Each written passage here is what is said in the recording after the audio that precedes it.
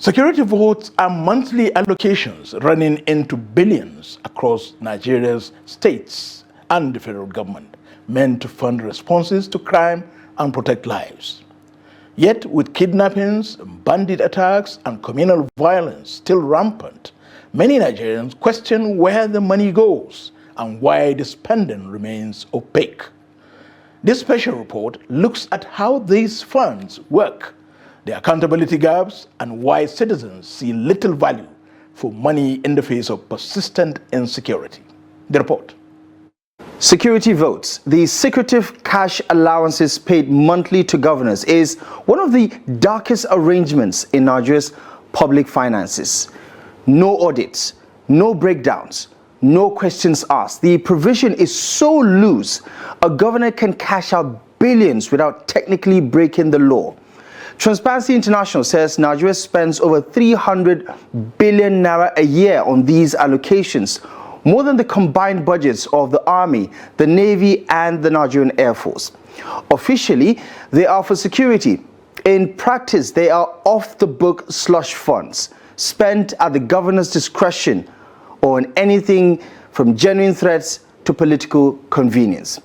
In the 2024 Corruption Perception Index, Nigeria ranked 140 out of 180 countries, scoring just 26 points out of 100 among the most corrupt public sectors on earth.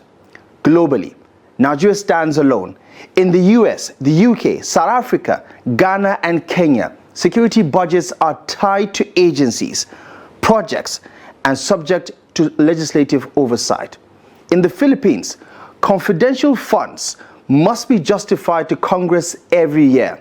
In Indonesia, governors can access operational funds, but they are capped and tied to specific programs.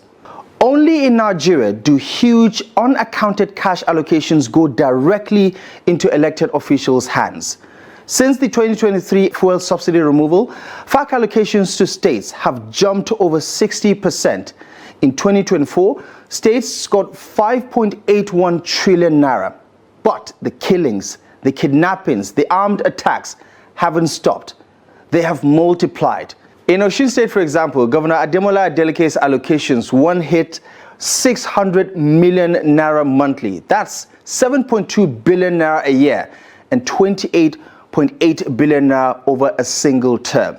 For many states, it's a quiet way to recoup campaign spending. Some governors, especially those in states battling major security crises, they collect over 1 billion naira a month in security votes. Now, under Section 15, subsection 5 of the Nigerian Constitution, governors are required to protect citizens' welfare and abolish corruption. This includes explaining how they spend security votes, a fund that in 2021 alone saw state and local leaders collect over 375 billion naira. Two petitions filed with the EFCC and the ICPC now accuse a former South-South governor of diverting 4.5 billion naira in security votes meant for the Army, the Navy, and the Civil Defense, as well as the DSS.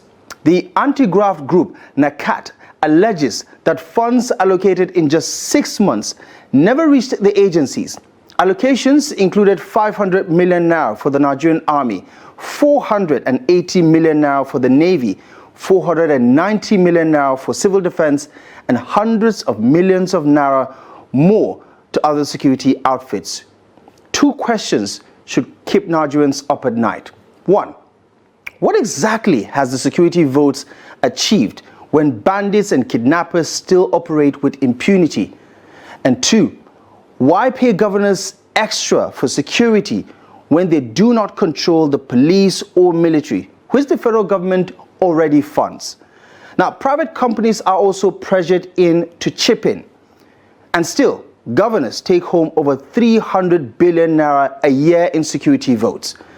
This system was born under General Yakubu Gowon during the Nigerian Civil War, a tool to guarantee loyalty from military governors and elites.